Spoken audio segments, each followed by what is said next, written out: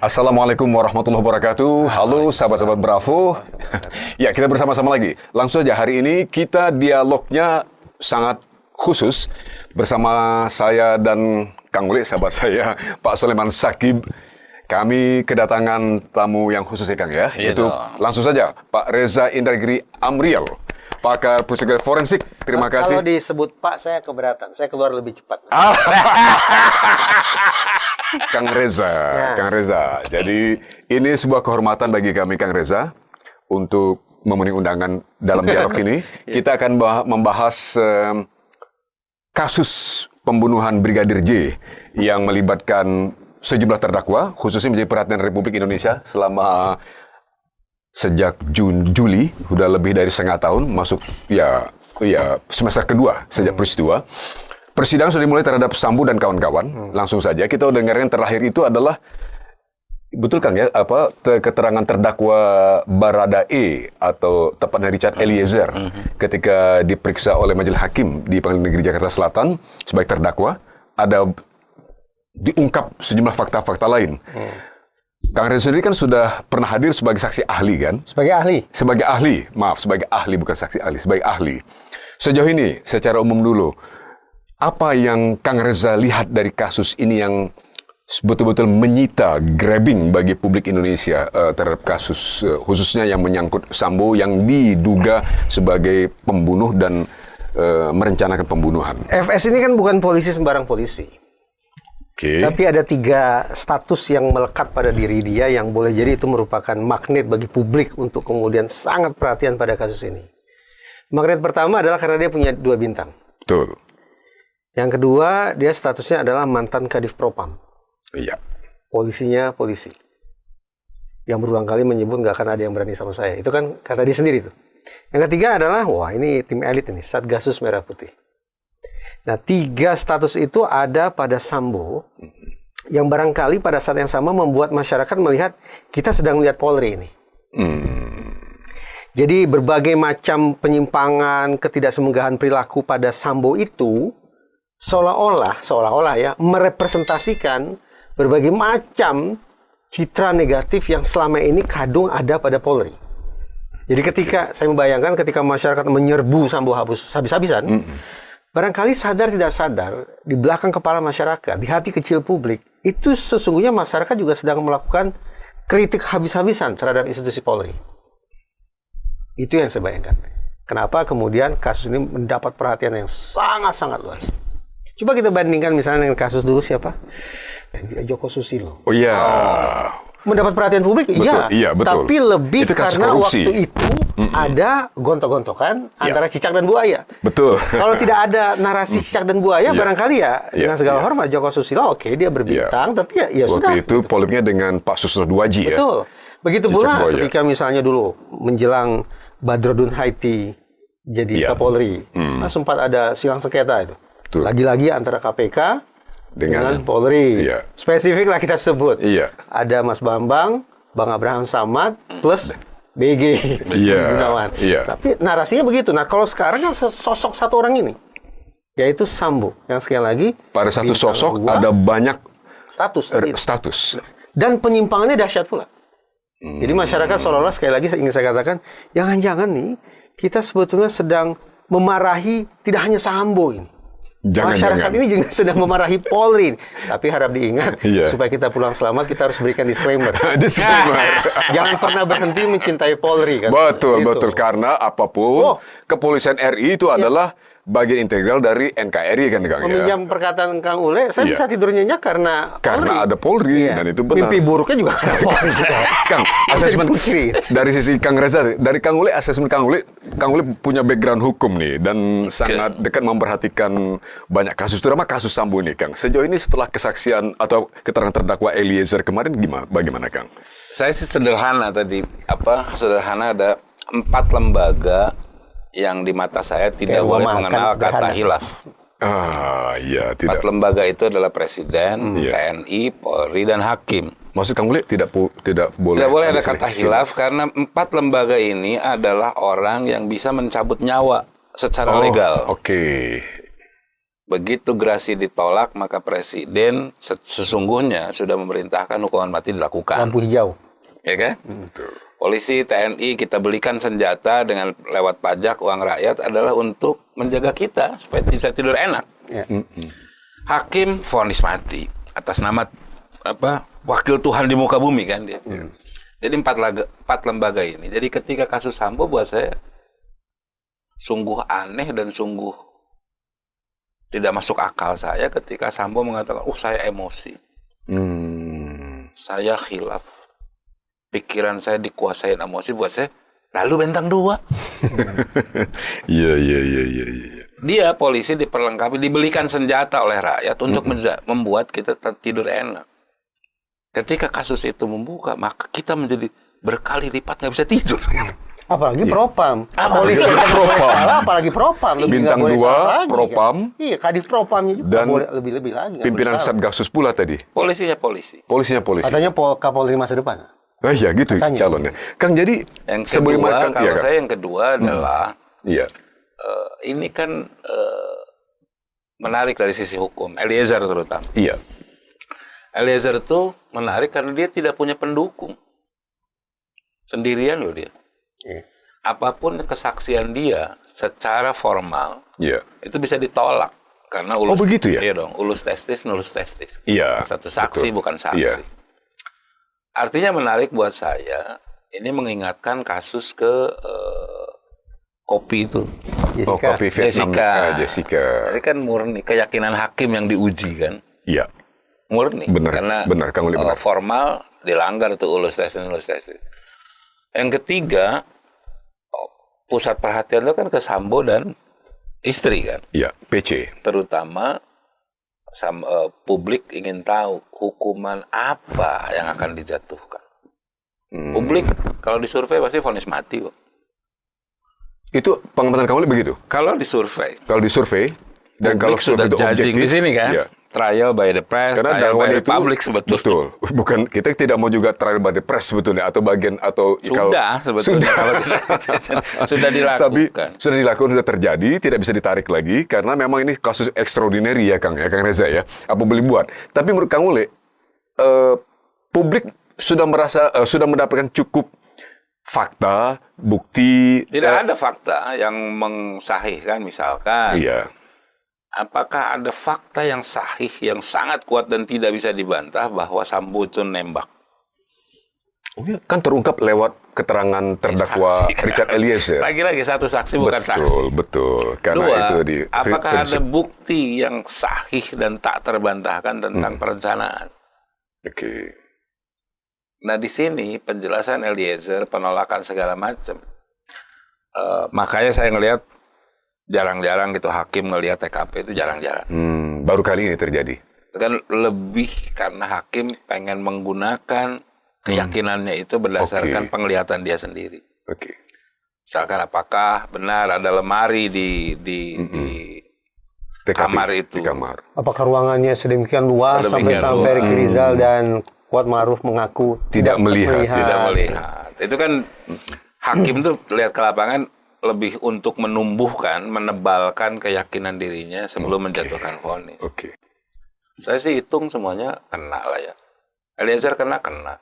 Tapi Sambo? kena lah. Gitu kan ya? Kena. Kalau saya ngelihat Eliezer kena. Topan, ada faktor yang amat sangat meringankan Eliezer dan harus kita syukuri betul adalah kalau Eliezer itu nggak mau jadi justice collaborator, ini satu Indonesia, satu dunia loh. Bisa Benar ketipu. Jadi Kan faktor ini terbongkar murni karena pengakuan karena Richard Eliezer pada tanggal 6 Agustus 2022 dalam pengakuan mengubah BAP sebelumnya. Kang Uli, Kang Reza menonton sebentar. Kita ikuti sebentar bagaimana keterangan terdakwa Richard Eliezer atau yang lebih dikenal sebagai Baradae di majelis di persidangan ketika menjawab pertanyaan majelis hakim pada hari Kamis 5 Januari 2022, ulangi 5 Januari 2023 di Pengadilan Negeri Jakarta Selatan.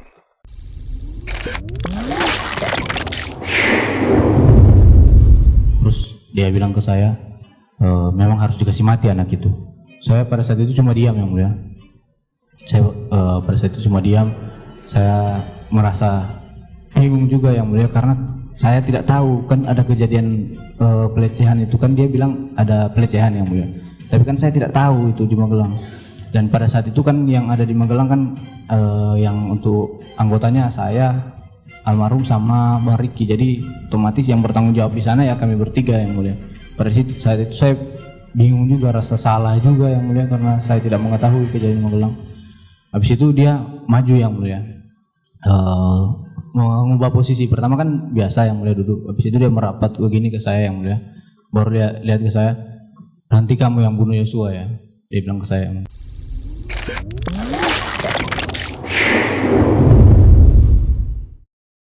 Itu tadi keterangan dari Barada E atau Richard Eliezer ke Kang Reza kembali nih Kang. Ya. Tadi Kang Uli mengungkapkan betapa ini bisa dipahami, tadi Kang Reza sebelum mengatakan ada 3 status yang melekat pada Sambo, kemudian betapa ini dalam asesmen Kang Uli menjadi demikian sedemikian rupa publik, dan bahkan sudah ada semacam keyakinan pada publik kalau dilakukan survei, kata Kang Uli tadi, publik meyakini hukuman yang paling pantas bagi Sambo itu adalah hukuman mati. Asesmen Kang Reza. Di persidangan itu oleh penasihat hukum Eliezer saya ditanya, bagaimana judgement saudara terhadap Eliezer? Apakah bersalah atau tidak? Nah, saya minta izin dulu itu ke majelis hakim. Kang Reza minta izin? Iya, sebelum saya jawab saya minta izin dulu. Karena saya diminta memberikan judgement, padahal situ sudah ada judge-nya. Jadi saya minta izin yang mulia. Persis. Saya perlu menjawab atau tidak? Ya, majelis hakim persilakan baru saya jawab. Oke, saya ingat itu ya. Nah, jadi lalu saya bagaimana katakan kemudian begini, keterangan Kang Reza? sebelum sampai pada penilaian atau simpulan apakah Eliezer ini bersalah atau tidak, Iya. sebelumnya saya sudah mengutarakan perspektif dari sudut pandang psikologi forensik. Siap. Bagaimana criminal responsibility atau pertanggungjawaban pidana itu ditelisik dari sudut pandang ilmu itu. Oke. Kata psikologi forensik ini butuh 2 variabel.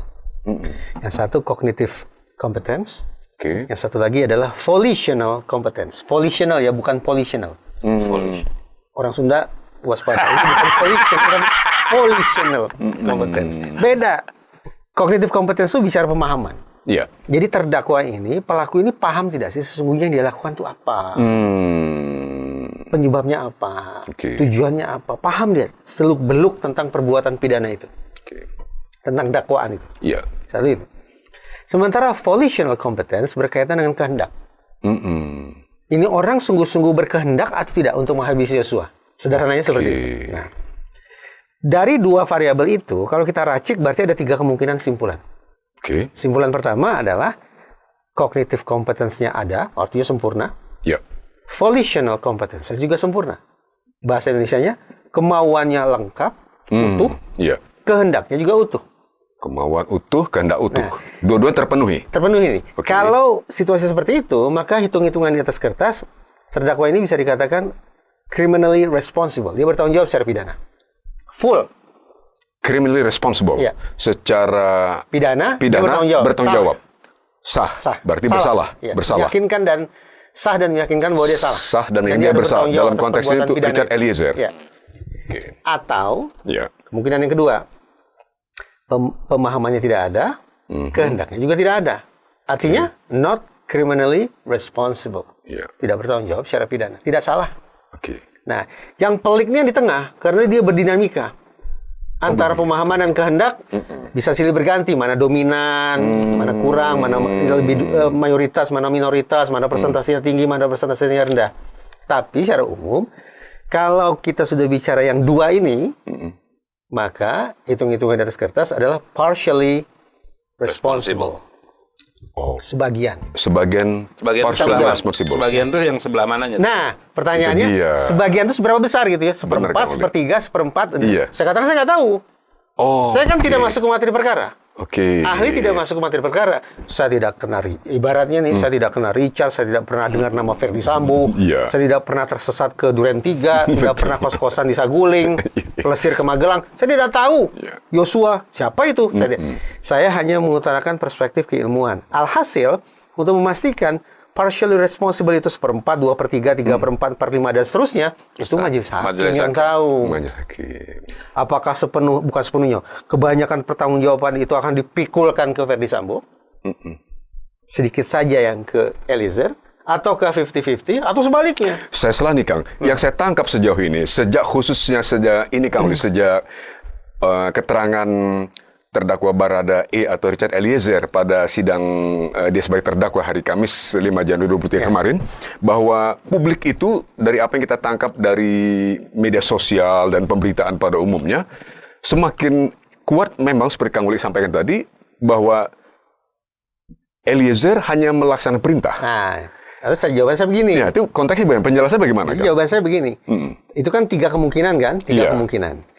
Akhirnya saya katakan ke penasihat hukum bahwa menurut saya Richard Eliezer ini paham tidak tentang apa yang dia perbuat. Dia paham. Oke, Toh dia kan bukan idiot. betul. Bukan tidak waras. Dia masuk polisi, jadi anggota BRIMOB, jadi ajudan. Tentulah dia paham secara kecerdasan memadai. Dalam dialog dengan ketua majelis, saya ingat tuh Eliezer menjawab pertanyaan Bisa ketua kan? hakim, Anda itu kan berpangkat Barada. Barada.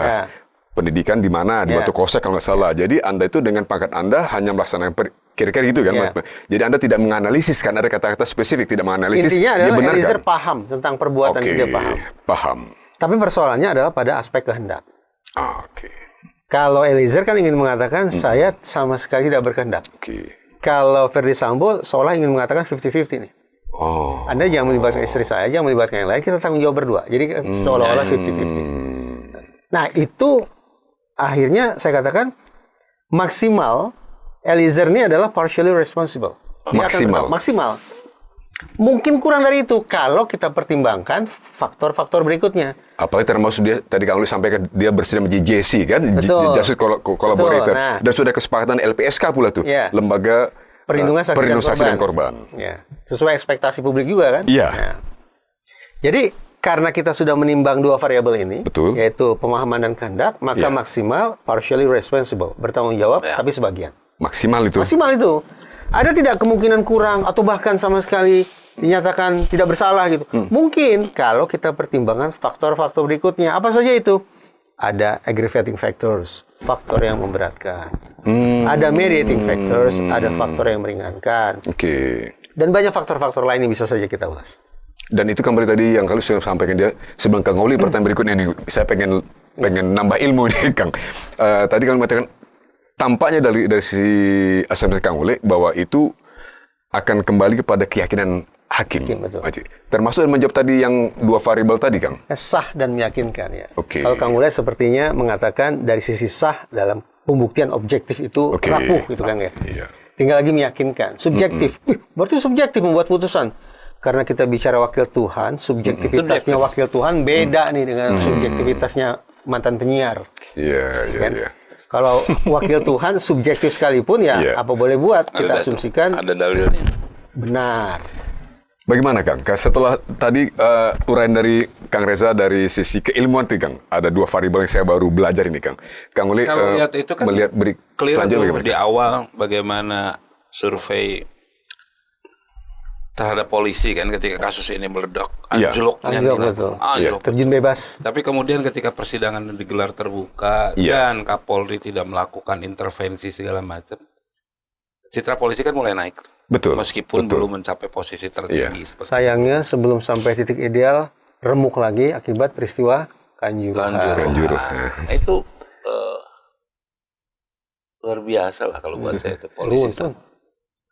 Luar biasa polisi kali ini diujinya. Nah kalau kasus Sambo saya pengen ngelihat Mas Reza. Mas Reza ngelihat Sambo gimana posisi? Nah, Apanya nih? Kan ada gini bahasanya, ini bahasa awam ya, bahasa awam. Di awal dia mengaku tadi itu tembak-menembak, Yeah. konferensi pers. Kemudian berubah ketika ada anak buahnya siapa Arif apa siapa. Pak, enggak ini habis Bapak Joshua masih ada dan berbohong lagi. Di persidangan ini, Sambo kan berubah juga. Yang boleh kemudian akhirnya mengakui kan semuanya gitu. iya. Demi membebaskan istrinya. Iya. Dari 2 strategi saya ngelihat Sambo dan PC ini mengembangkan 3 strategi kemudian seiring berjalan waktu. Justru 3 strategi. Jadi 3 strategi ini. Dua strategi yang pertama adalah dimulai dari atribusi eksternal. Atribusi eksternal itu ingin melimpahkan pokoknya tanggung jawab di pihak lain. Itu pertama. Pokoknya sederhana itu, atribusi eksternal. Atribusi. Kemudian dilanjutkan strategi kedua, yaitu ironi keberkorbanan. Aneh ya bahasa Indonesia. Bahwa sejahat-jahatnya kami, peristiwa tragis ini berawal dari situasi di mana kami adalah korban. Anggaplah kami ini menembak, anggaplah kami ini menyakiti, tapi jangan lupa, kami adalah korban. Sosok yang tersakiti. Dia menjadikan dirinya korban. Betul. Jadi dia geser posisi duduknya dari yang kita sorot sebagai pelaku, terdakwa, digeser posisinya ke posisi korban. Agar masyarakat simpati, agar kemudian hakim juga memberikan hati. Ya siapa tahu kemudian arah tiupan angin berbalik kan. Siapa tahu gitu. Kemudian strategi yang ketiga, pokoknya ini kelanjutan dari yang strategi pertama nih. Diffusion of responsibility. Pertanggungjawaban ini harus kita belah. Saya salah. Sambo ngakui saya salah. Tapi jangan lupa, Richard Eliezer juga salah. Kalau dulu barangkali dia ingin mengatakan pokoknya saya tidak salah. Anggaplah seperti itu. Tapi sekarang, saya salah. Tapi Eliezer juga harus bersalah. Makanya betul-betul kan status JC itu digedor habis-habisan itu oleh penasihat hukum Sambo. Nah, yang saya belum nangkep itu, Sambo mengakui salahnya di mana ya? Di surat diakui bahwa dia salah. Enggak, salah. Yang saya belum nangkep tuh. Pastilah saya miss di persidangan. Kesalahan apa yang diakui nama dia? Iya, kalau di persidangan jadi saya juga harus memutar lagi ingatan saya. Fakta itu hanya bisa digunakan ketika muncul di persidangan. Dia tidak mengakui gitu. menyuruh. Dia tidak mengakui berencanakan. Dia tidak mengakui menembak. Tidak menyuruh menembak. Tidak menyuruh menembak. Jadi yang dia akuin salah itu mana ya? Sebentar Kang. Kalau dia kita akui dengar dalam kasus di sidang sebelah. Dia sebagai saksi. Obstruction of justice. Dan itu mengindikasikan kenapa dia punya kepentingan melakukan obstruction of justice.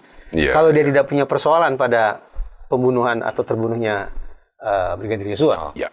Kang Reza, Kang Uli. Jadi ada bagian lain dari keterangan Richard Eliezer kepada majelis hakim pada persidangan terhadap Eliezer sebagai terdakwa. Kita ikuti sebentar klip berikut ini.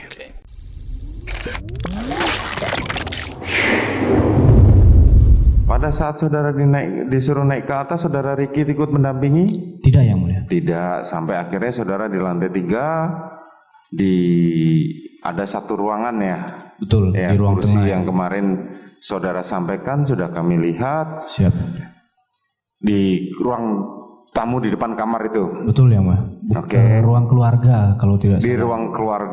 ruang keluarga yang di depan ruang tamu, di depan kamar. Di dekat kamar situ. Kemudian saudara disampaikan oleh Verdi Sambo apa pada waktu itu? Jadi pada saat itu saya diajak ke dalam, Yang Mulia, duduk di dalam. Saya duduk di kursi yang sofa yang satu, Pak Sambo duduk di sofa yang panjang, Yang Mulia, sebelah ke arah saya, dekat ke saya. Terus pada saat itu Bapak nanya ke saya, Yang Mulia, kamu tahu nggak ada kejadian apa di Magelang? Saya jawab, saya tidak tahu Bapak. Nah, habis itu dia diam, Yang Mulia. Kan saya nangis beliau, Yang Mulia. Dari depan lift, keluar lift itu memang beliau nangis, Yang Mulia. Terus dia tanya, ini apa, Yang Mulia? Tentang kejadian. Saya bilang saya tidak tahu. Baru dia bilang, Joshua sudah melecehkan ibu di Magelang. Terus diam lagi, Yang Mulia. Diam, nangis lagi, Yang Mulia. Baru dia bilang, memang kurang ajar anak itu. Sudah nggak menghargai saya dia. Dia sudah menghina pangkat, harkat dan martabat saya. Nggak ada gunanya pangkat saya ini, Chat, kalau keluarga saya dibeginikan. Terus dia bilang ke saya, memang harus dikasih mati anak itu. Saya pada saat itu cuma diam, Yang Mulia. Pada saat itu cuma diam. Saya merasa bingung juga, Yang Mulia, karena saya tidak tahu kan ada kejadian pelecehan itu, kan dia bilang ada pelecehan, Yang Mulia. Tapi kan saya tidak tahu itu di Magelang.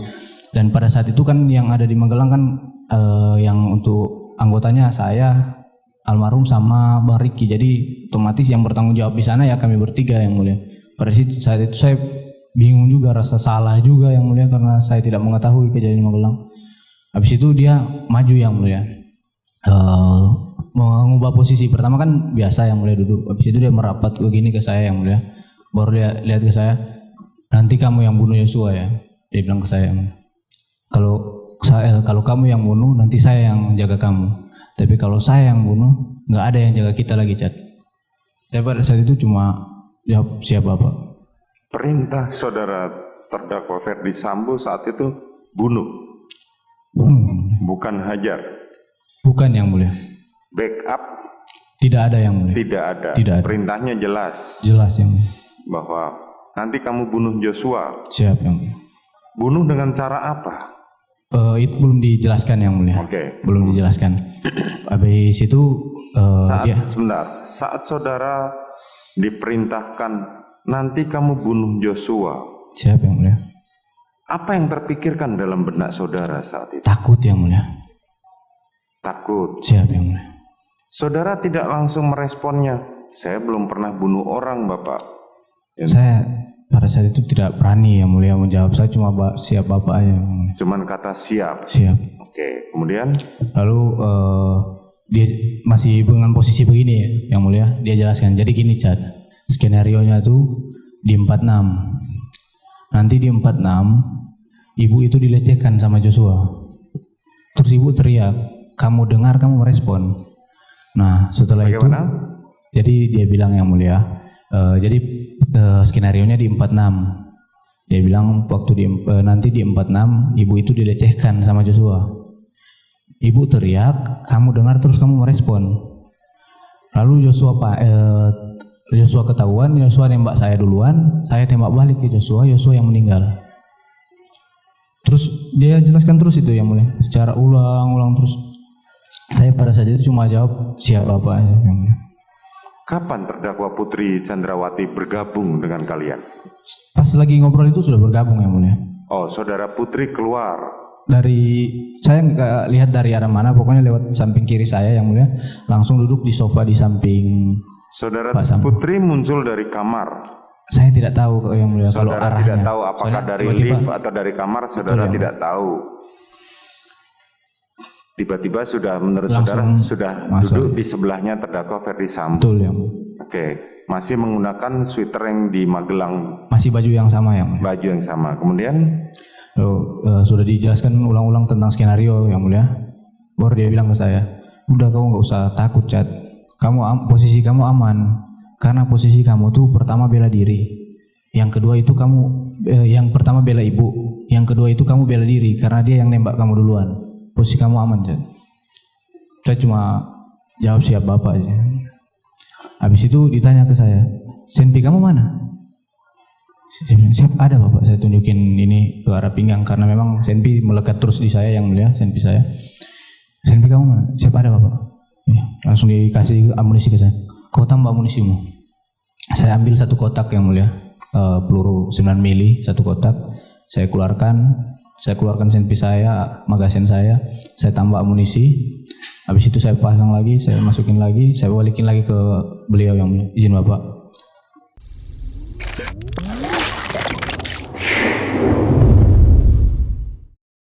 Jadi ternyata tadi Richard Eliezer Baradae mengungkapkan pada majelis hakim bahwa ketika masih di Saguling gitu, bahwa dia dipanggil, ada diskusi, ada skenario, pembeberan skenario oleh Sambo, kita dengar tadi, sebelum berangkat nih ke TKP, bahwa Richard Eliezer harus dibunuh. Intinya gitu. Tadi Ketua Majelis juga mengatakan perintahnya bunuh, ditegaskan oleh Richard Eliezer bunuh gitu. Nah, jadi melihat itu apa yang bisa diterjemahkan oleh publik secara simple atau secara lugas saja kan memang betul skenario telah disusun oleh Sambo begitu. Pengakuannya Eliezer. Pengakuan Eliezer. Nah, menurut tinjauan Kang Reza bagaimana nih Kang? Dari sisi psikologi lah, forensik. Persoalannya, pertanyaan tidak terjawab adalah Iya. apa kepentingan Richard Eliezer menghabisi Yosua?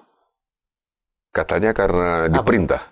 Berarti ada sesuatu kan? Tidak mungkin ujuk-ujuk kan? Betul. Tidak mungkin dengan prakarsa sendiri, apalagi sepenuhnya dari dia, Iya. tiba-tiba dia ingin menembak Yosua, kan tidak masuk akal. Iya. Berarti ada faktor eksternal Iya. yang menyebabkan kenapa kemudian Eliezer ini melakukan penembakan terhadap Yosua. Iya. Ada pihak eksternal. Ini mengindikasikan ada lebih dari satu pelaku. Nah, dengan demikian sah sudah dalam psikologi forensik ketika kita bicara pelaku, itu harus kita pilah ke dalam 4 kategori. Oke.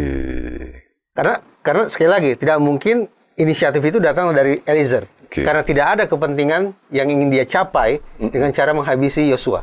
Oke. Berarti ada faktor eksternal. Berarti ada lebih dari satu pelaku. Ya.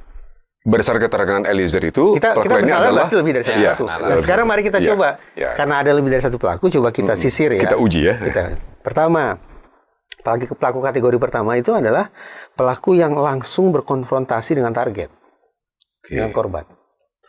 Eliezer terpenuhi? Terpenuhi. Karena peluru itu datang dari senjata api yang berada dalam genggaman dia. Genggamannya. Dan peluru itu langsung mengena ke tubuh targetnya, yaitu Yosua. Berarti Eliezer adalah pelaku kategori 1. Oke. Tapi ada kategori-kategori berikutnya nih. Kategori 2 adalah pelaku ini tidak berkonfrontasi langsung dengan korban, dengan target. Tapi dia yang mengotaki. Karena dia yang punya hajatan itu. Oke. Dia yang punya hajatan, yang punya kepentingan itu. Tapi dia tidak memakai tubuhnya sendiri. Tidak menggunakan sumber dayanya sendiri. Tetapi memakai orang lain untuk melaksanakan hajatannya itu. Kategori nggak berlaku untuk Eliezer dong? Tunggu dulu, saya lanjut dulu. Oke, Kita simpel dulu. maaf, Kategori 2 ya. Kategori 3, dia memfasilitasi. Dia tidak berkonfrontasi secara langsung, tidak punya hajatan, tidak punya kepentingan, tetapi dia fasilitasi. Mungkin dia sediakan pistolnya, dia sediakan TKP-nya, dia sediakan sarung Amunisi tangannya, misalnya. amunisi dan segala macam. Nah, itu kategori 3. Kategori 4, ya sudah jelas dia bukan tipe 1, tipe 2, tipe Bukan 3, tiga tapi pula. dia yang merusak TKP, menghabisi saksi, merusak CCTV. Ini yang kemudian disebut sebagai kasus obstruction of justice. Nah, secara sederhana berarti kita bisa pilah dalam 4 kategori pelaku. Iya. Tetapi karena dinamis, maka tidak terlalu kemungkinan ada pelaku yang punya status ganda. Bahkan mungkin semua dia raup. 1, 2, 3, 4 dia raup. Dan itu yang perlahan namun pasti terbangun narasinya di ruang persidangan terhadap Ferdy Sambo. Ya. Pertama dia hanya kategori 2 kan? betul. Yaitu yang punya hajatan, yang punya rencana nih. Betul. Tapi kan kemudian Eliezer mengatakan Sambo ikut menembak. Betul. Berarti dia termasuk kategori 1. Udah 2 nih, 1 dan 2. Yang ketiga, menyediakan sarana prasarana. Iya. Senjata api. Betul. Pengakuan Eliezer memberikan tambahan amunisi. Tambahan amunisi. Katanya juga ada pengakuan pakai sarung tangan. Iya. Iya. Pilih lokasinya di mana? Bukan di Magelang. Bukan di Saguling ya? Iya. Cagul. Tapi di 46. 46. Nomor kan? 46. Berarti dia juga menyediakan sarana prasarana masuk kategori 3. Iya. Dan dia juga yang memerintahkan tolong ambil CCTV, amankan dan seterusnya. Periksa saksi di propam saja. Iya. Nah, kalau semua narasi itu kita amini, Iya. maka sudah Ferdy Sambo ini meraup seluruh kategori pelaku itu. Kategori 1, 2, 3, dan 4. kategori 4. Iya. Dari dinamika persidangan. Ke situ arahnya. Nah, ini Iya, iya, kalau iya. kemudian kita bicara aggravating factors, ya, faktor yang memberatkan, Iya. 4 kategori ini diraup semua oleh Ferdy Sambo. Jadi hitung-hitungan saya, boleh jadi hukumannya sangat berat ini. Sangat berat. Sangat berat. Karena dari hulu sampai hilir, ada sidik jari dia di situ. Oke. Kategori 1 sampai kategori 4, dia punya kartu namanya itu. Semua. Ya, ya. Ada fingerprintnya di sana. Ada fingerprint di sana. Tambah lagi tadi itu. Dia bintang 2, Kadif Propam, Polisinya polisi. polisi, Kepala Satgasus. Coba. Kang Tan, sedikit lagi sebelum pertanyaan berikutnya pada Kang Reza dan Kang Uli. Kita saksikan ini klip yang berikut yang ketiga di mana Richard Eliezer atau Baradae menjawab pertanyaan majelis hakim, mengungkapkan bagaimana tanda kutip drama penembakan itu sendiri terjadi di TKP, yaitu di lokasi nomor 46, seperti diungkapkan oleh Eliezer berikut ini.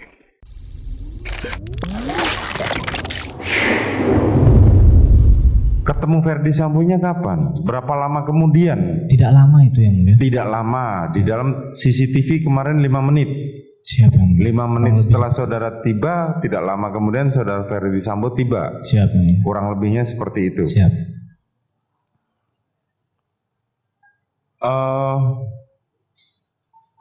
Kemudian saudara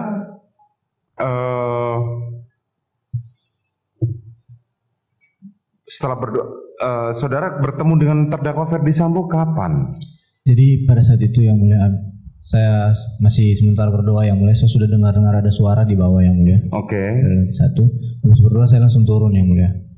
Pas turun tangga, sampai di ujung tangga ada Pak Sambo di ujung tangga yang mulia. Oke, terus? Langsung dia nanya ke saya, sudah isi senjatamu? Isi itu maksudnya kokang yang mulia. Saya bilang, saya belum Bapak. Kau isi dulu. Saya keluarkan senjata saya kokang yang mulia, baru saya masukin lagi di pinggang. Itu pada saat itu saya sudah melihat Pak Sambo udah pakai sarung tangan yang mulia. Sudah pakai sarung tangan hitam. Siap. Oke, kemudian?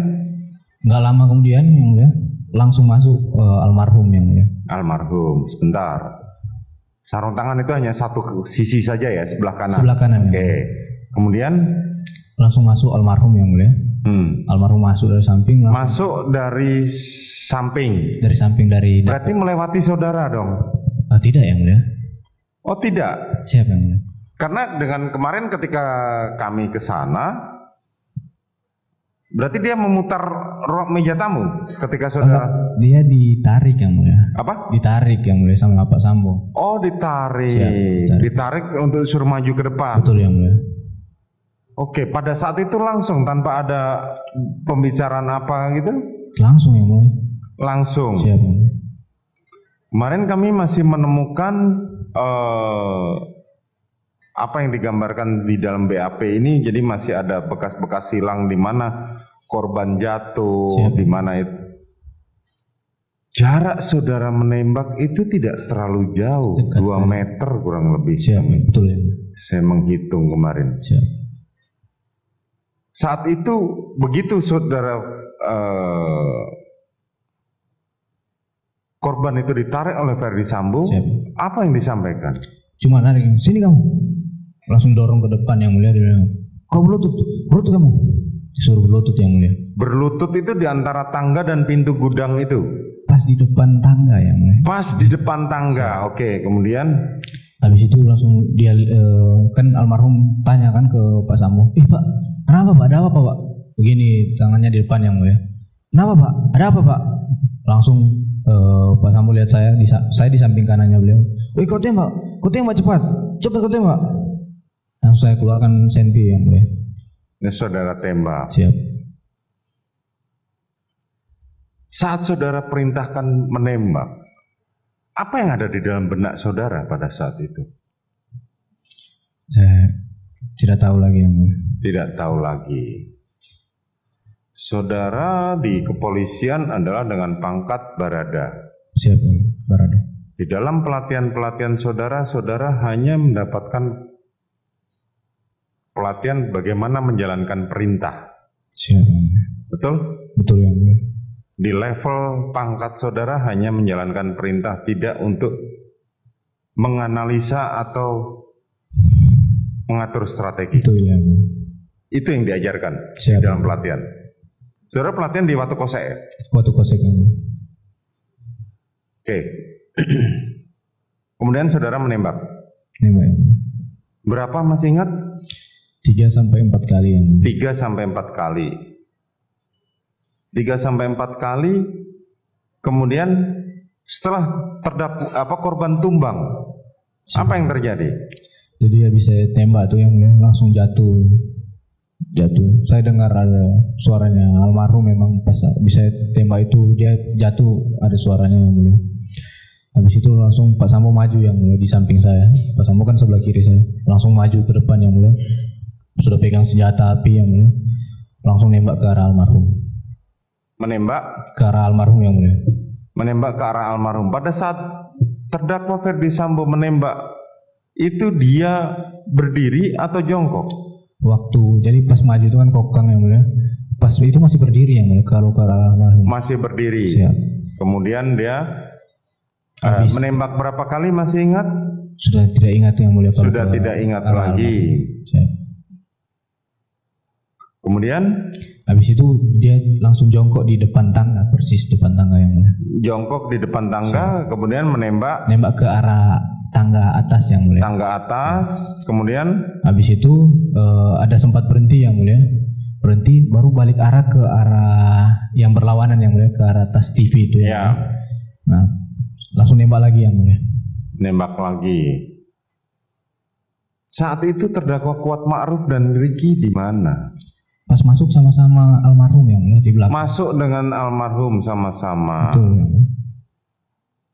Kemarin di dalam pemeriksaan saudara Ricky dan saksi mengenai saksi ahli mengatakan bahwa Ricky tidak melihat apakah Ferdi Sambo menembak atau tidak.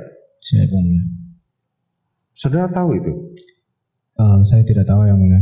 Saudara bisa memastikan nggak bahwa saudara Ricky maupun terdakwa Kuat itu melihat? Jadi kalau jaraknya kan dekat sekali yang mulia, kecil. Ya, kan? jaraknya dekat sekali. Seharusnya melihat yang mulia. Seharusnya melihat. Harusnya melihat.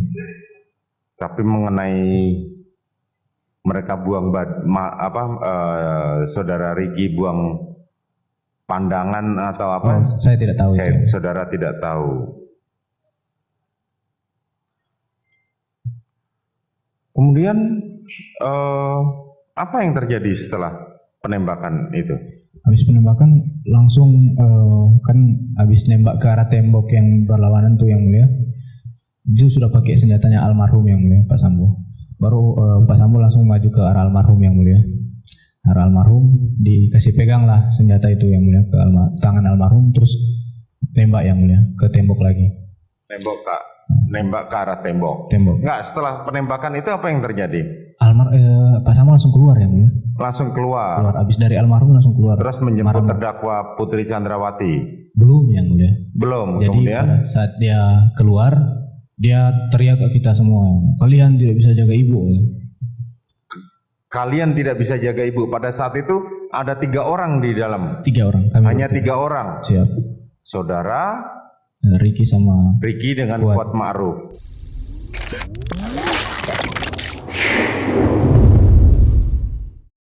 Kita kembali dalam diskusi bersama Kang Reza Indragiri Amriel dan Kang Sulaiman Shakib, Kang Uling. Untuk kasus yang luar biasa, kasus Sambo, sudah ada ikuti tadi bagaimana keterangan-keterangan dari Richard Eliezer atau Baradae kepada majelis hakim. Buat Anda sahabat Bravo, jangan lupa bahwa kami ajak Anda, kami undang Anda untuk berpartisipasi. Ini bentuk interaktif kita. Mohon sampaikan komentar, pandangan, asesmen Anda, sahabat Bravo, terhadap kasus Ferdi Sambo ini. Jadi juri nih. Iya, jadi juri nih. Wah, betul, Kang Reza. Jadi, Kang Uli ini dan saya mendiskusikan, kenapa tidak kita ajak publik menjadi juri ya, Kang ya? Oke lah, kita menganut sistem hukum katanya kan kontinental. Kalau juri itu kan sistem Anglo-Saxon gitu kan. Bisa Kang Uli. Saya belajar nih, Kang Reza. Tapi publik kan sudah tahu banyak. Sahabat Bravo, silahkan. Sampaikan pandangan, penilaian Anda terhadap kasus Ferdi Sambo ini. Pertanyaannya seperti dalam running text Anda sudah ikuti dari tadi, saya hanya mengulangi lagi. Anda bisa menjawab apakah Ferdi Sambo, khususnya Ferdi Sambo, layak mendapatkan vonis A, vonis mati, B, vonis hukuman seumur hidup, atau vonis 20 tahun. Atau pandangan atau penilaian Anda lainnya. Silakan, sahabat Bravo. Kita lanjutkan. Kang, bagaimana Kang Uli? Tadi Kang Reza menjelaskan, saya baru belajar baru lagi nih Kang. Ada 4 kategori mati tadi. Hukum mati Kang? Kalau saya kan, saya ditanya nih. Jadi Kang Uli sama seperti banyak. Saya boleh nyulis ya? Iya. Tiba-tiba saya teringat satu hal. Siap. Mangga Kang, ini kita belajar ini jadinya. Lanjut. Jadi kalau melihat tren dari pemberitaan medsos, Kang Uli tadi sampaikan di depan bahwa betapa publik Indonesia hampir mayoritas mengatakan ya Ferdi Sambo intinya salah. Kang Uli menegaskan dari pandangan Kang Uli sendiri hukuman mati yang paling pas. Menurut saya. Tapi kan lagi-lagi Kang, dari sejauh ini walaupun belum masuk ke tuntutan terhadap Ferdi Sambo sendiri, belum ada pembuktian dari persidangan terhadap dia sebagai terdakwa kan gitu kan? Ya tidak ada kalau sampai. Tapi kembali pada Kang Uli sampai di awal tadi, keyakinan majelis hakim. Yang kedua ada reason. Reason tuh gini, fakta-fakta yang saling bertautan. Misal, kalau tidak ada perencanaan, kenapa senjatanya Yosua diambil? Iya, betul. Yang kedua, kenapa harus ada pertemuan-pertemuan? Iya. Itu kan rentetan fakta. Iya. Yang mau ditolak kayak apapun. Iya. Itu melahirkan keyakinan memang ada perencanaan. Oh gini Kang, aku Misalnya coba. senjata Sorry. Joshua, dia Keyakinan pengawal loh. Betul. Kenapa senjata diambil? Dan menurut keterangan Eliezer itu atas pertanyaan majelis hakim disimpan di dashboard mobil. Diperintah oleh Ferdi Sambo untuk ambil. Gini, yang bertugas mengawal keselamatan itu Adalah ajudan. Tanggung jawab itu Joshua apa Eliezer? Joshua sesungguhnya kan. Kenapa Eliezer bisa bawa senjata? Iya, Bahkan ketika bertemu Sambo katanya bawa senjata dia. betul. Kenapa Joshua senjatanya diambil? Iya, betul. Itu fakta. Oh, tapi itu tidak membuktikan. Iya, tapi ada rentetan fakta. Menurut ini publik nih ya, saya awam lah. Iya. Publik Rentetan fakta. yang ketika dia, oh iya ada perencanaan. Yang kedua ada logika tadi seperti Kang Reza bilang. Ada kebencian nggak sih Eliezer pada Joshua sehingga dia mau bunuh? Gitu. Oke. Mau ada kehendak nggak? Nggak ada. Orang dia ditanya takut. Saya takut. Takut kenapa? Betul. Bisa kayak tadi senjata Joshua kenapa diambil? Semua juga takut orang yang perintah. jago tembak dia kok. Iya. Joshua kan jago tembak, yang lainnya bukan jago tembak. Betul. Yang dipelintir di awal dulu oleh Sambo bahwa Eliezer Yang lebih jago tembak gitu. dia tombak. Jadi menurut Kang Ule hukuman mati? Menurut saya. Menurut saya nggak hukuman mati. Gimana? Nah, aku justru gak hukum mati. Ini seru nih, asik. Ini dua-duanya bukan hakim. tapi udah ngambil alih peran. Iya, Gak apa-apa, di ruang sidang saya pernah kasih judgement. Oke. Dan tidak Itu di dianggap- persidangan ya, Kang? Di Iya, persidangan. Tidak dianggap melakukan contempt of court. Ya, itu dia. Bukan contempt of court. Iya, Itu karena dipersilakan. dipersilakan oleh Majelis majelis. disidangkan untuk memberikan Kenapa judgement. bukan hukuman? Bukan melakukan ya. Mari kita berhitung. Ini saya coba untuk melakukan profiling terhadap hakim. Biasanya di persidangan itu kan yang diprofile itu terdakwa tuh. Nah, ini profiling hakim. Sambo di profile, Eliezer di profile, PC di Iya, profile. Sekarang betul, saya memprofile majelis hakim. Iya, Izinkan. Tapi ini kan pemikiran spekulatif ya. Nggak apa-apa. Jadi kalau meleset jangan marah. Nggak apa-apa. Kita kan ini melakukan ini untuk menjadi pertimbangan publik kan. Ini melesetnya ke bawah atau ke atas? Kalau ini Seperti bukan tembakan, hukum. tembakan. Bukan ini meleset. Bukan hukuman mati. Kalau ke bawah kan lebih rendah lagi. Lebih rendah. Mari kita coba terang. Pada dasarnya saya memprediksi hukuman mati. Namun, nah gitu. Jadi ada namun. Nah, namunnya ini yang coba saya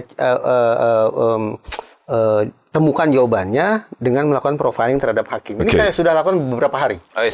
Serius. Menarik. Ini hal baru hot from the oven. Gimana? Percayalah ini kalau diminta menjelaskan basis teoritisnya saya bisa. Tetapi kan waktu kita terbatas ya. Jadi saya langsung aja konkretnya.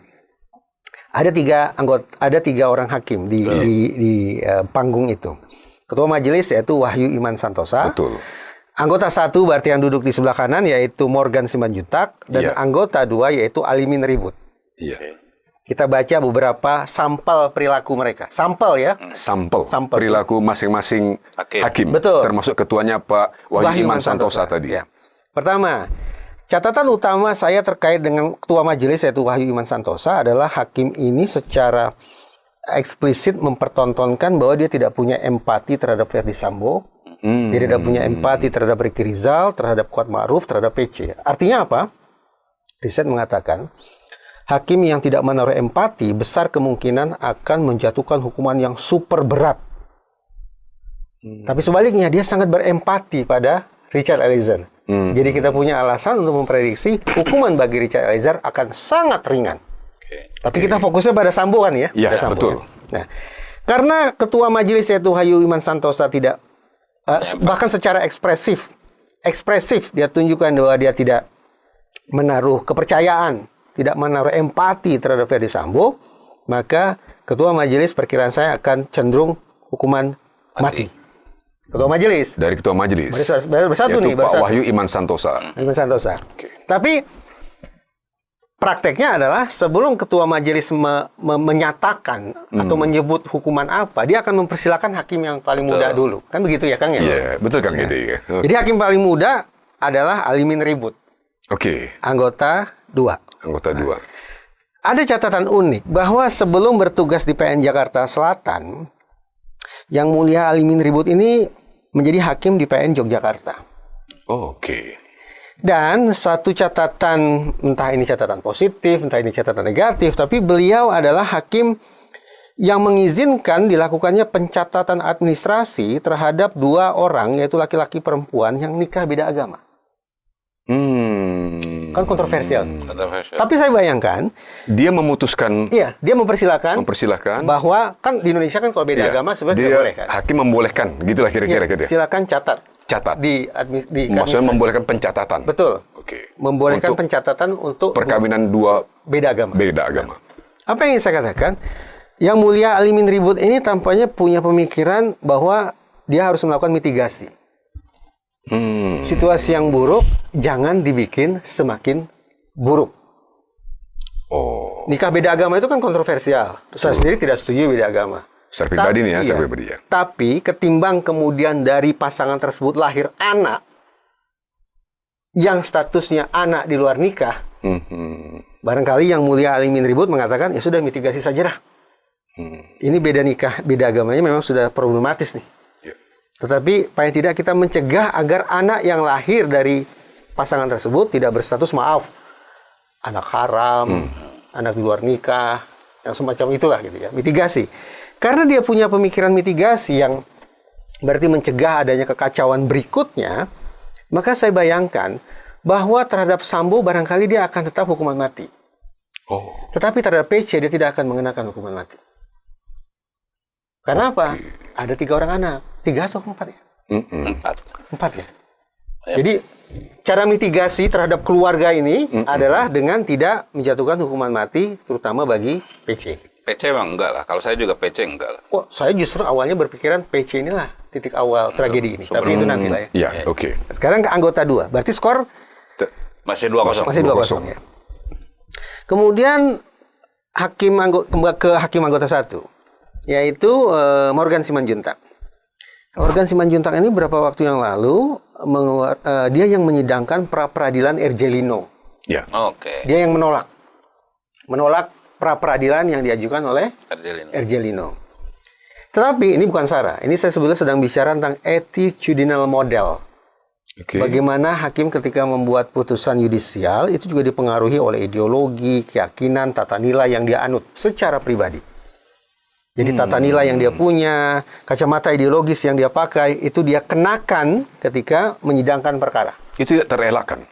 Kalau kata psikologi forensik itu tidak terelakkan. Makanya diberi nama teori attitudinal model of Attitude, judicial dari kata decision dasar making attitude process. ya kan? Ya. Penyikapan.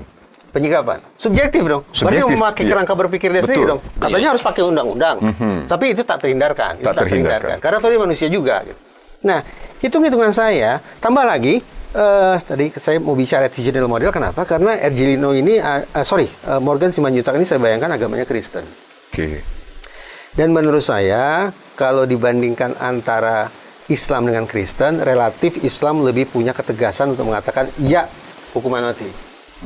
Kalau saya keliru bisa dikoreksi. Oke. Ini pandang pribadi kan? Ya, pandang Reza? pribadi ya. Siap. Kristen mungkin tidak selugas itu.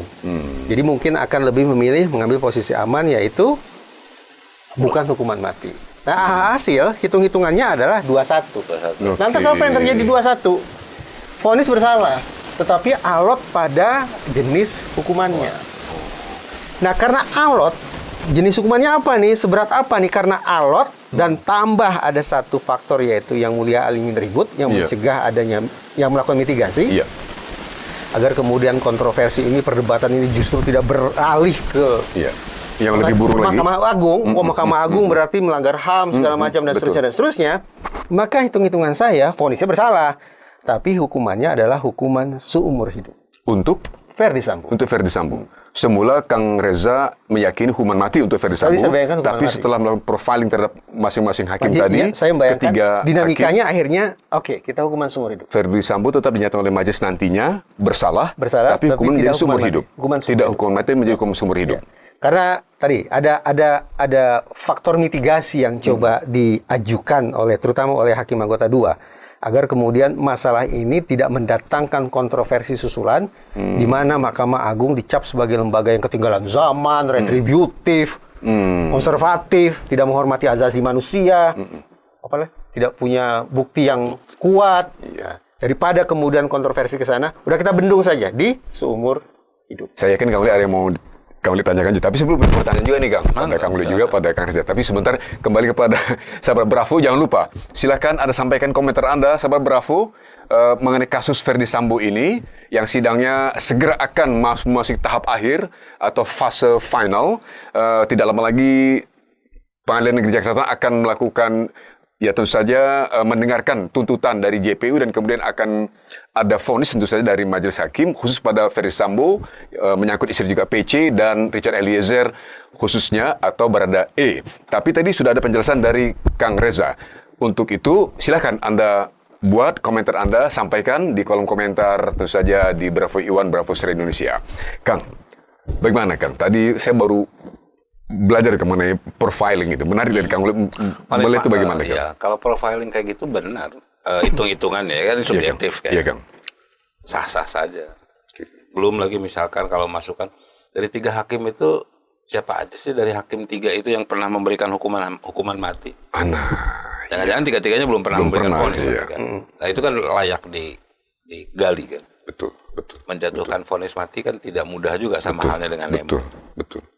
Tapi saya sih mengatakan vonis mati karena dari apa yang asumsi saya, bukan asumsi, pemahaman saya.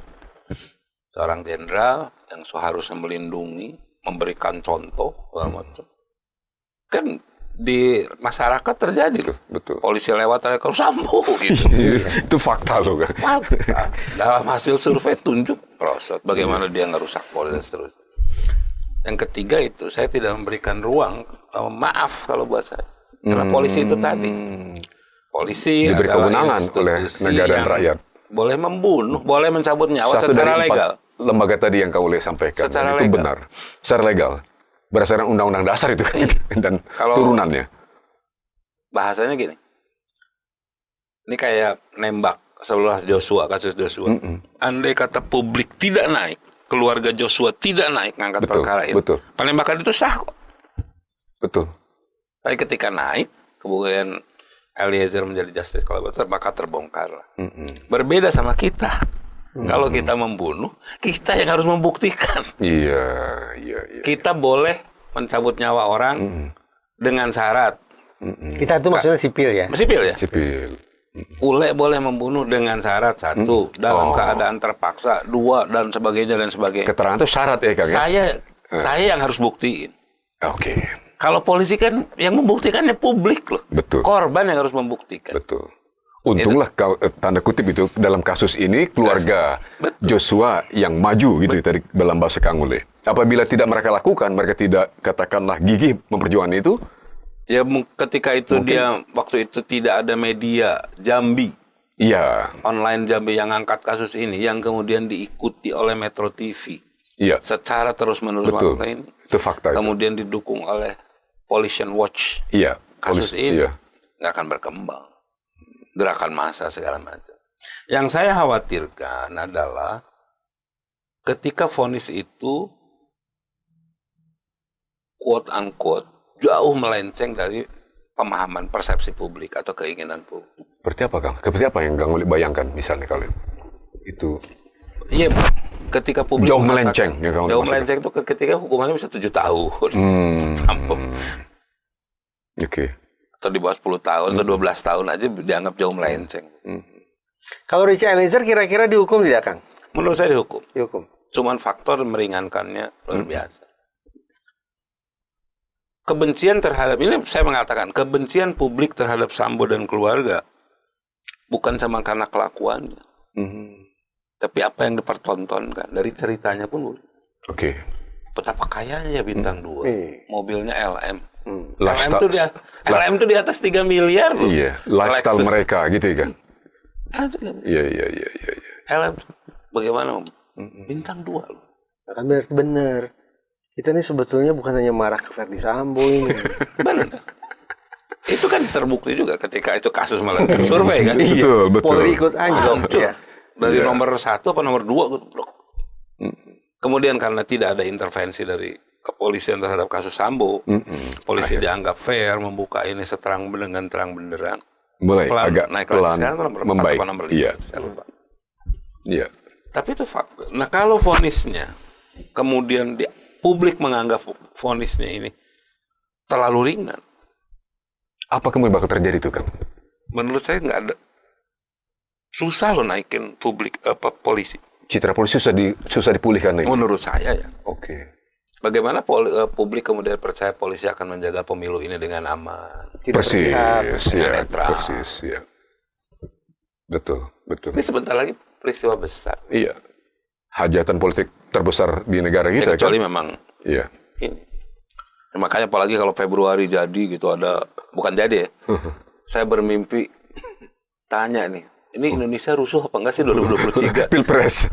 Iya, 2023. Oh, tahun ini? Kalau ini Pilpres ngobrolan 2024. warung kopi kan. Gara-gara perpu kan? Bukan? Gara-gara perpu. Dengan rentetan segala macam. Saya bilang patokannya gini aja nih. Iya. Kalau pemerintah kemudian membuat lembaga ekstrajudisial, Oke. kayak zaman dulu tuh ada Kopkamtib. Iya. Nah, gue bilang itu berarti bentar lagi rusuh tuh. Memang sekarang ada? Andai kata, makanya saya bilang, Andai kata. andai kata kerusuhan itu bisa diindikasi. Betul. Pemerintah betul. udah jaga-jaga, pemerintah hebat, bisa mendeteksi ancaman. Kemudian tiba-tiba Februari, ayo Ada. Pak Dudung jadi Pangkop Kamtib gitu. Kita jaga-jaga nih, beras di rumah harus stok. Karena lembaga itu ekstrajudisial. Andai kata loh. Andai kata. Ini big if ya, Kang ya? Iya, big if. Oh. If and only. Kan sama ketika ada Biorka, tiba-tiba undang-undangan. Begitu undang-undang perlindungan data disetujui, Biorkanya hilang, Kang Baso hilang lagi gitu kan. Kang Uli udah curiga tentang Biorka dari awal itu. Kang, jadi beralasankah atau kalau publik membayangkan seperti halten Kang Uli tadi, apabila ternyata vonis khususnya bagi Ferdy Sambo dalam kasus pembunuhan Brigadir J, Joshua Huta Barat ini ternyata melenceng dari ekspektasi publik. Sebetulnya kan memang dua besar sih pilihannya. Hukuman mati atau seumur hidup kan itu. Iya. Dari tuntutan kan. Nah, jika di lebih rendah dari seumur hidup, di bawah 20 tahun, itu yang kemudian publik menganggap rasa keadilannya tergores. Oke. Kalau dua ini kan memang pilihannya ini, 348, 340 gitu. 340 sama 338. 338. Itu kan pilihan itu. Iya, Kang. Kalau di internal Polri akan terjadi gejolak? Karena kita acap kali diskusi tentang bagaimana dampak proses persidangan ini terhadap masyarakat. Masyarakat. Nah, terhadap Tapi Interpol ini bagaimana? mengingat pelaku dan korban adalah dari satu korps yang sama, maka saya bayangkan bahwa rubuh tegaknya proses hukum dalam kasus ini juga akan mempengaruhi internal Polri. Kalau hukumannya rendah, berarti seolah-olah personil pangkat rendah tidak cukup ada bandul keadilan yang mengarah ke mereka. Gitu. Kalau saya mengatakan, andai kata hukuman tinggi gitu, emang kalau hukumannya tinggi, misalkan hukuman mati, terus polisi pecah gitu, saya nggak percaya. Gitu. Emang di Indonesia ada sejarah kelompok berseragam ini pecah? Ada. Setelah Orde Baru lah. Setelah Orde Baru memang nggak ada. Ya secara terbuka memang tidak ada. Tapi kan kita juga mengenal sebutan Perang Bintang. Tapi kan itu, saya sih mengatakan, A, kubu si B, kubu si C. saya sih mengatakan bahwa siapapun yang pegang tongkat, dia pasti diikuti. Menurut saya ya. Dalam hal per hari ini, yang pengen tahu tertinggi itu ada kan Kapolri. Saya pernah Presiden bikin friksi di Polri. 2 Kapolri. Oh iya, zaman Agus Dur. Iya, Bimantoro dan Hairudin. Ismail. Berarti 2 tongkat komando. 2 tongkat komando waktu itu. Tapi kan akhirnya lepas juga. Pak Bimantoro. Karena presidennya ambrol. Saya sih mengatakan memang publik merasakan ketika awal kasus ini terjadi ada, atau setidaknya media lah ya, atau kemudian sebagian publik mengatakan berasa ada guncangan di tubuh Polri. Okay. Tapi saya ngerasa makin kesini ya, makin solid. Oke. Dan itu sebuah pertanda baik dong bagi masyarakat juga. Adanya. Bukan, kalau publik itu lagi-lagi itu. Gue udah beli senjata buat lu, gue pengen Kan tidur. demi keamanan publik tadi kan. Kalau misalnya Polri itu sudah katakanlah solid, membaik dalam belum. makna yang benar menurut publik kan. Berarti kan publik nyaman mestinya kan. Oke. Ya, simpel kan, publik nggak goblok-goblok amat ketika Pak Sambo diperiksa tiba-tiba ada Ismail bolong. Publik juga nggak goblok-goblok amat nih, apa maksudnya nih katanya. Kalau bahasa teman-teman sih nggak dibeli itu sama publik. Iya kan? Isu-isu Ismail Bolong. Sama yang terakhir, Iya. KBP apa? Oh iya. Busran. Yang mana? Yang narkoba? Bukan yang narkoba, yang terakhir nih yang korupsi juga ini yang ditangkap. korupsi. Iya, Iya, betul. Karena- Rentetan itu. Jadi Lalu bahasa itu. rentetan Sama fakta-fakta. halnya ketika Eliezer, publik menganggap hukumannya terlalu berat. Oke. Jadi Jika terjadi tiba-tiba Eliezer divonis 12 tahun, nah, saya sih mengatakan publik akan quote unquote bereaksi dengan cara publik ya. bagi publik masih ketinggian tuh hukuman 12 Tinggi, tahun. tinggi. Karena fakta bagi publik memang saya baca begitu, Kang Reza, bahwa kita sebagai wartawan ini kan selalu merasa dekat dengan masyarakat biasa, Kang. iya. Apa yang saya dengar di warung-warung, di pinggir jalan, bahkan di warteg-warteg, di mana saja pun kita sempat berkomunikasi dengan members of the public itu, warga, bahwa mereka melihat Eliezer ini layak diapresiasi, bahasa saya. Tadi Kang Leo dalam menjabar mengenai Eliezer telah memberikan kontribusi, kan. Kalau tidak, publik nggak pernah tahu ada kasus pembunuhan justru seperti yang kita ketahui terhadap Brigadir J ini. Nah, sudah terlanjur ada simpati bagi Eliezer di publik. Kalau ternyata nanti masih cukup tinggi di pandangan publik, apa yang akan terjadi menurut pandangan Kang Reza? Boleh jadi tidak hanya satu institusi penegakan hukum saja yang kemudian citranya akan anjlok. Tapi barangkali juga Mahkamah Agung juga akan anjlok. Oke. Toh yang menjatuhkan vonis, yang menentukan berat dengan hukuman kan Mahkamah Agung. Akhirnya. Kerja polisi kan bisa dikatakan sudah selesai. Oke. Berkas sudah dilimpahkan ke kejaksaan, silakan Sudah jaksa selesai. bertarung sejadi-jadinya supaya dakwaan itu bisa kokoh. Gitu. Polisi tinggal menyaksikan aja, kan? Tinggal menyaksikan aja. Yang jelas pihak yang selama ini ditunjuk-tunjuk mukanya oleh masyarakat, semua udah masuk ke pengadilan. Oke. Udah dicopot juga dari Dicopot, betul, dari betul. kedudukan mereka, Iya. dari status anggota Polri, Iya. maka udah dicopot. Sebagian besar dengan tidak hormat, kan? Betul. Nah, alhasil kalau hari ini harus lakukan survei, tidak terlalu mendesak lagi survei terhadap Polri. Terkait kasus ini loh ya. Iya. Sekarang yang disurvei adalah bagaimana penilaian publik terhadap otoritas Mahkamah Agung. Apabila ternyata hukuman termasuk Richard Eliezer tidak diterima publik. Ya. Mengingat Eliezer sudah dianggap sebagai yang berjasa, tanda kutip. Sepanjang ingatan saya berjalan, tolong dikoreksi nih Kang Ule. Baik itu keluarga Eliezer atau keluarga Yosua, tidak ada satupun yang eksplisit menyebut hukum mati. Nggak ada. Tidak ada. Terhadap siapa? Ya terhadap Ferdi Sambo. Adalah Sambo lah. Oh, Tidak ada yang menyebut hukuman mati. Ya, berarti mereka tidak pula menggunakan- berlaku untuk Eliezer dong, berlaku Oh, pula untuk. iya tentu. Mereka tetap menggunakan kalimat yang relatif normatif. Ya. Normatif, kan. Normatif. Hukum seberat-beratnya. Seadil-adilnya. Seadil-adilnya, iya. setimpal. Iya. Tapi katanya adil itu apa? Mati. Padahal dengan Iya, dengan derai air mata seperti itu, Iya, iya, dengan iya. kegeraman, bahkan ibunda Yosua Iya. masih juga mengatakan Didatangi dalam lewat mimpinya, mimpi. dalam mimpi. Itu kan menandakan ada sebuah luapan, gumpalan emosi Emosi yang yang luar biasa. tampaknya hanya bisa setara dengan Betul. hukuman mati, tapi kata Iya. itu kan tidak keluar dari mulut mereka. Saya setuju dengan Kang Uli tadi mengatakan bahwa walaupun bahasanya kata normatif, publik pahami adalah seberat-beratnya hukuman mati kan gitu ya, bagi Ferdi Sambo. Tadinya mau yang ke Mas Reza, yang kemarin kabur dibuka sama Mas Reza nggak jadi. Apa itu, Kang? 21 tadi vonisnya.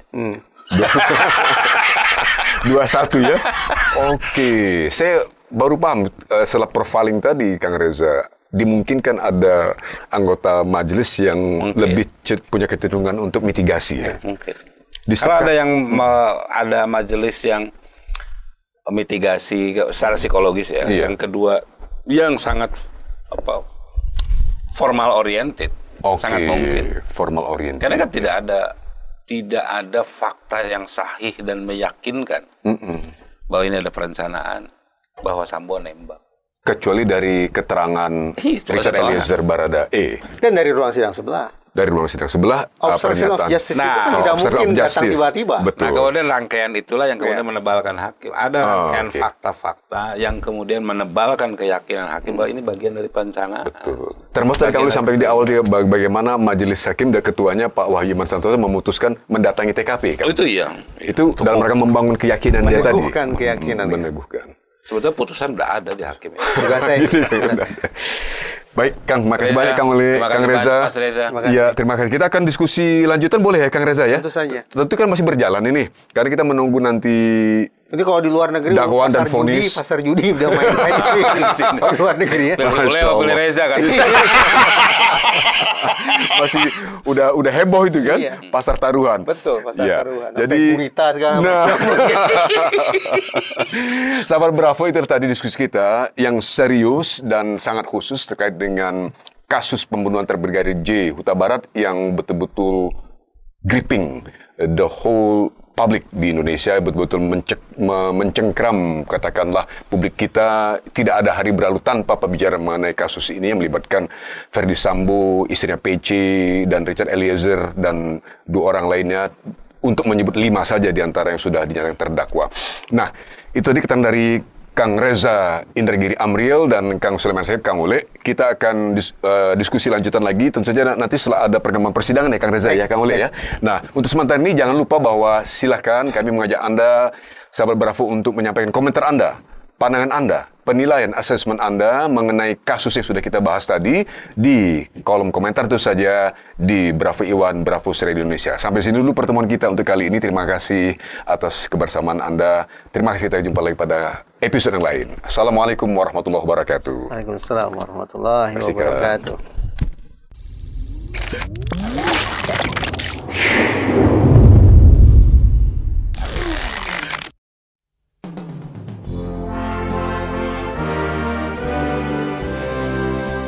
Terima kasih Anda masih terus mendengarkan Bravos Radio dari Batu Ampar 1 nomor 6 Kramat Jati, Jakarta Timur. Bravos, Bravos, your digital radio station.